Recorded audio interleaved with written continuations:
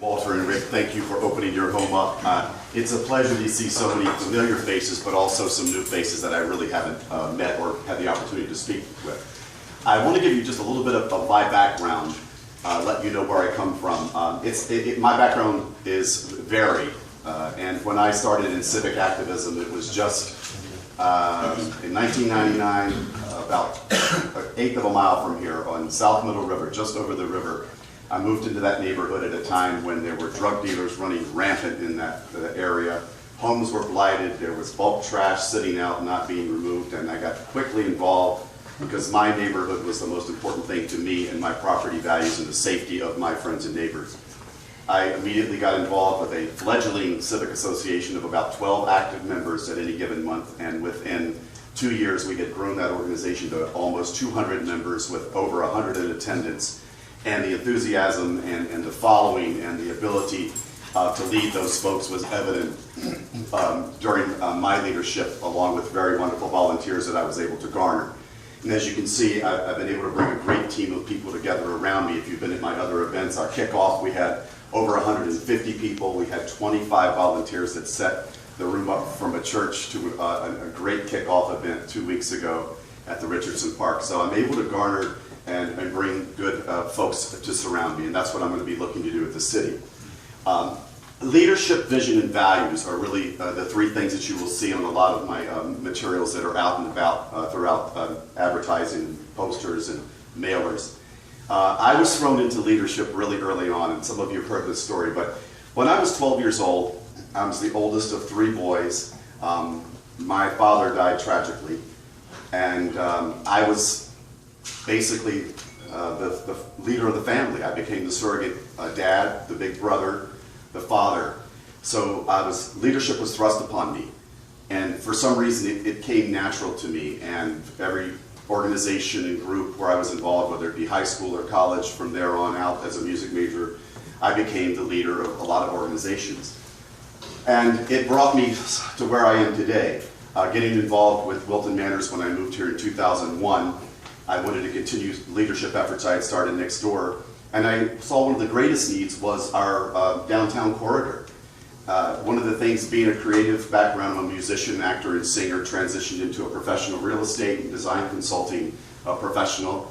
I saw so much lacking on Wilton Drive, and I wanted to see that core or the heart of our community be safer, be developed properly. We had a lot of developers who would come in with great ideas, but they weren't really in context with the community, of what the community really needed or wanted. So as mayor, I felt it was time, after 12 years of seeing a lack of proactive leadership, more reactive, that we needed a leader who's going to go out and meet with property owners and the community and get a consensus and build some bridges to what we think is going to be appropriate for our city. Not just our downtown, but in our neighborhoods. And how we can all, even with our minorities and our diversity, live together as one community. So I took that creative vision and working with Chuck and several of the other volunteers on Main Street, and wanted to see how we can work with developers for a plan. Sal Torrey, who by the way is one of our candidates for commission over here, and I'm supporting Sal. Sal has talked about at least beginning a 5-year plan for Wilton Drive.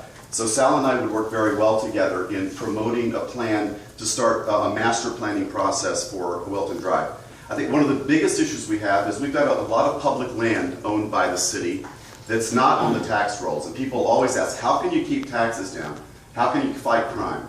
Even though our police is fully staffed at 34 positions, I still think there's room for more, especially in our downtown area where we seem to have the highest incidence of crime. So I would look at ways to try to fund at least another police officer if possible. They're working on changing shifts to make things safer. But what I would also like to see is a sustainable daytime commerce for all of our city, not just downtown, but Andrews Avenue, which needs a lot of help. It needs a facelift. We need grants for beautification. We need to have more trees everywhere. Wilton Drive is a hot concrete jungle. Yeah. You know, we bake there. We need to take steps, even if it's not 2 lanes, and it may never be 2 lanes, but there are so many things we can do to phase that project in, even though it's a state road. We can look at putting medians in, we can still look at narrowing the 4 lanes we have, so that we take that down and traffic continues to slow down. We can ask the state for crosswalks. All this stuff that I see the commission sitting out there and the mayor not even thinking about, not thinking outside the box. We hear a lot of the commission meetings where people say, we can't do that. We just can't afford it. There's no way we can do it. But I'm here to say, let's find ways to see how we can do it. Be creative. Look at all the opportunities we have to work with the state, where the state's willing to bend now. The state's changing their philosophy on state roads. We're not an interstate, we're not a turnpike. So let me talk a little bit about my history with the city. I'm not a newcomer to civic activism or community involvement. When I first moved here, I ran for commission in 2004. I was only here a couple of years, so I wasn't well known, but I did very well. Third place, 28% of the vote. I swore I'd be back, and I am, but I stepped it up a notch. But I've sat on the budget review board for the city, board of adjustment, design review committee, which does analyze the new projects that are coming into town. In fact, we developed a set of design guidelines. It took us 3 years to do that, and those were adopted by the city.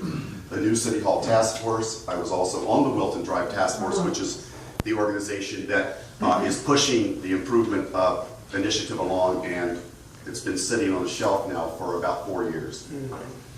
And on Wilton Manors Main Street, I was president of that organization. Going back to vision, I think if you have a vision, you can see it. If you can see it, you can believe and imagine it, that it will happen. I like to fix old things. I like to fix things that are broken and make them better. And for those of you who've been in the area a long time, you'll know there's an old house right off of Wilton Drive, the house on the corner of 21st Court and 5th Avenue with a round dining room near the liquor store. Anybody know that house? Yeah. Well, that house and I have a love-hate relationship. My ex and I bought that house in 2005, and we put everything we had into that. And as you well know, what happened to the economy after that. That house cost me a lot. It cost me blood, sweat, and tears, but mostly it really killed me financially. And that's one of the biggest challenges I have, because it left me with financial burden that I'm dealing with now. And in full disclosure, I'm working out that some back tax issues. That's going to come out certainly by my opponent, but I can tell you right now, saving that house from the wrecking ball is very important.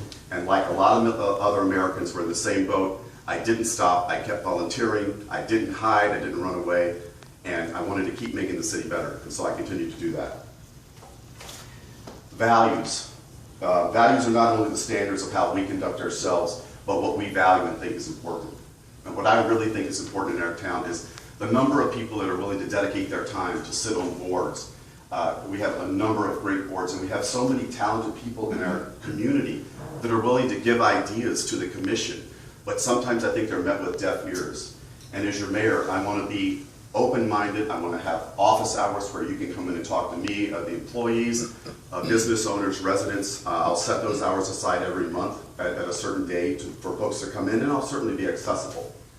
The one thing that I have as a realtor who lives, works, and plays in the city is time. Our current mayor is, God love him, he's given 16 years as a leader, and he's done some fine things in the city, as Chuck has said.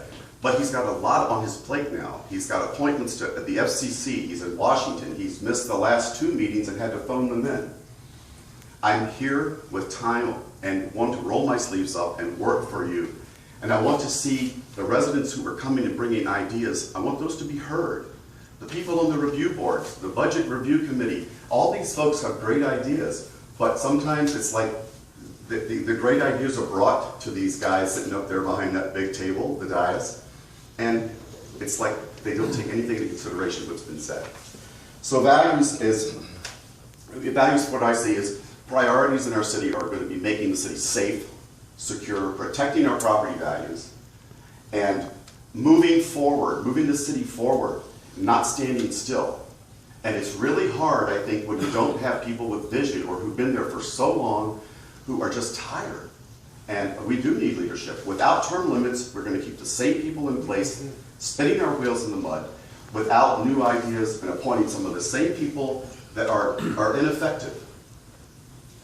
The biggest challenge that I see, and I'll close with this, is in a city with so much history and a quaint village, is honoring and respecting the history of your community and the longtime residents as we plan for a bright future.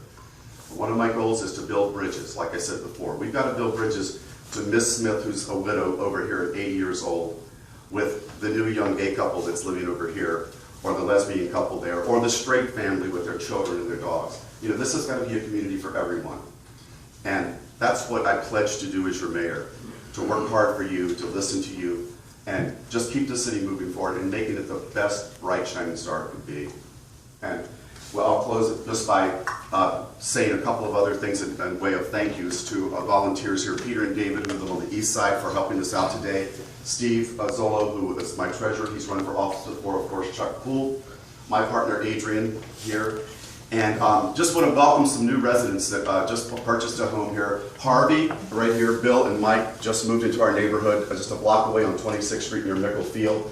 So I want you to welcome them with open arms. If you have any questions at all, first of all, I need your vote if you live here. Your money will certainly help. Talk, walk, get on my website, Doug Blevins for Mayor. You can email me, you can ask me questions. If you have questions today, I'm happy to take any questions from you guys, but I've rambled on long enough, and I promise you commission meetings will be shorter than this. Thank you.